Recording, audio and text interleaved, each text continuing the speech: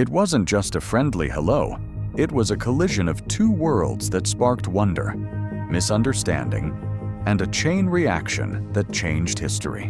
What went down when Columbus stepped onto that Caribbean beach and met the Taino people? Why did he think he'd hit Asia?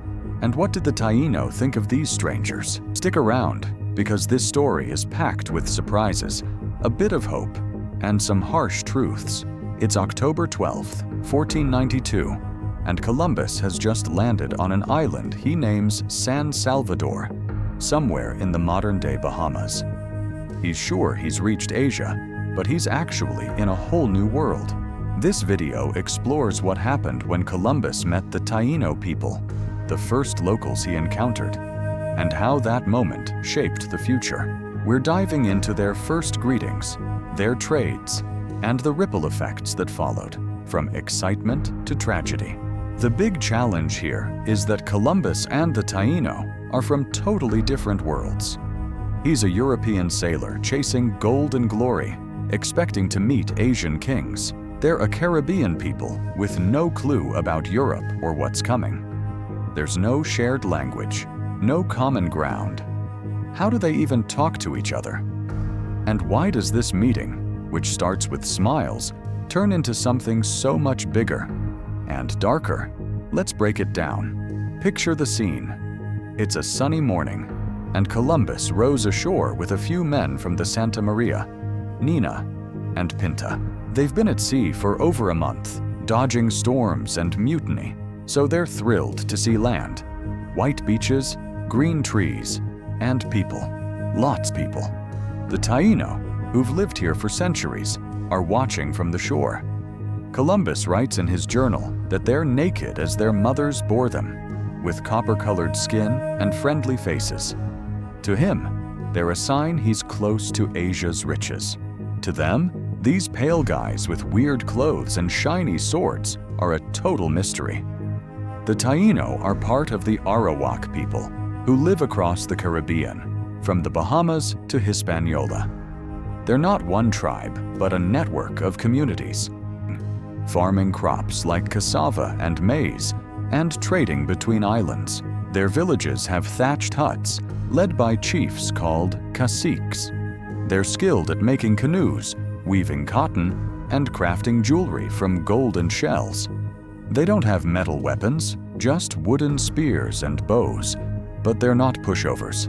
Their culture is rich, with stories, dances, and a deep connection to the land. When Columbus lands, the Taino don't run or fight. They approach. They paddle out in dugout canoes, some big enough for 40 people, offering gifts, parrots, cotton threads, even small spears. Columbus is stoked.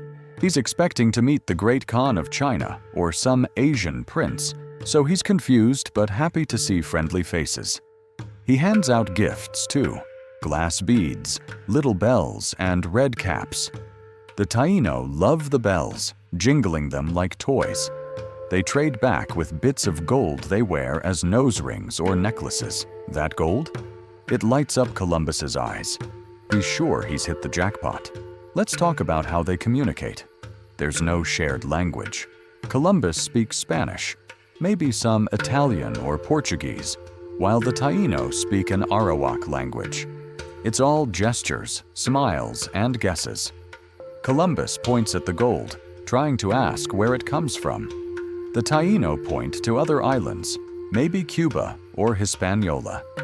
He thinks they're talking about gold mines. They're probably just saying, "Yeah, we get it from over there." This misunderstanding is huge. Columbus is already dreaming of treasure, while the Taino are just being welcoming. Columbus named the island San Salvador, but the Taino name remains unknown. Historians are still arguing about the exact spot. He claims it for Spain, planting a flag, while the Taino watch, not knowing what that means. To them, land isn't something you own like Europeans do. They're curious, maybe even think these strangers are spirits or gods, with their shiny armor and big ships. Some Taino offered food, fish, bread made from cassava, and fruit. Columbus's crew, starving for fresh food after weeks of salty meat, eats it up. But here's where things get messy. Columbus's journal shows he's not just here to trade. He writes that the Taino are gentle and ignorant, saying they'd make good servants and could be easily converted to Christianity. He's already thinking about control, not friendship. He takes a few Taino as guides. Some join willingly, others are kidnapped. This isn't a one-day meeting, it's the start of something bigger. Columbus sails on, visiting other islands, Cuba, which he thinks is Japan, and Hispaniola, where he finds more Taino and more gold. Let's dive into the Taino's side. They're generous, sharing what they have, but they don't know what's coming. Columbus's men are carrying diseases like smallpox, which the Taino have no immunity to. That's not hitting yet, but it's a ticking time bomb. The Taino also don't realize that Columbus is claiming their land for a far-off king. They're used to trading with neighbors, not dealing with people who want to take over. Their openness is their strength, but it's also what makes them vulnerable. Over the next few weeks, Columbus explores more islands, meeting Taino everywhere. In Hispaniola, he meets a cacique named Guacanagari, who's super friendly, giving Columbus gold and a woven belt. Columbus is obsessed with finding gold mines, asking every Taino he meets about it. They keep pointing south or west, not because there's a mountain of gold, but because that's where they trade for it. Columbus's crew starts getting pushy, demanding more gold, which confuses the Taino. Things are still peaceful, but the cracks are showing. Here's a dark twist. On Christmas Day, 1492, the Santa Maria runs aground off Hispaniola and wrecks. The Taino helped Columbus's men salvage it, carrying wood and supplies to shore. Columbus sees this as proof they're good-natured, but he's also stuck.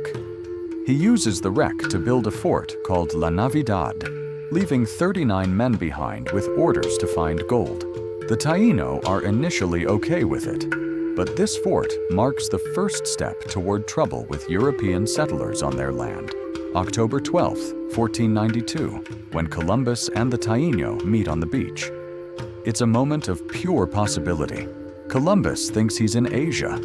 The Taino believe they've met strange new friends.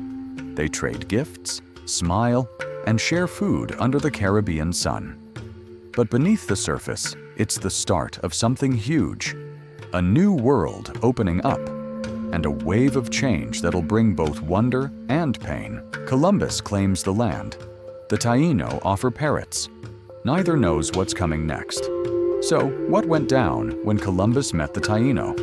It was a meeting of curiosity and hope, but also a massive misunderstanding. Columbus saw gold and servants. The Taino saw strangers with shiny toys. That first day was peaceful, but it lit a fuse. Disease, conquest, and loss were on the way.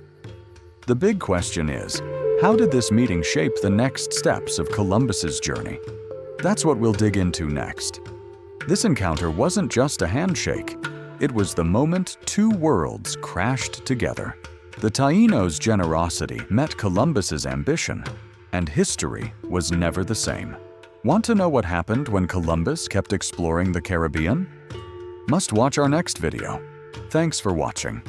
And don't forget to like, subscribe, and share my video with others.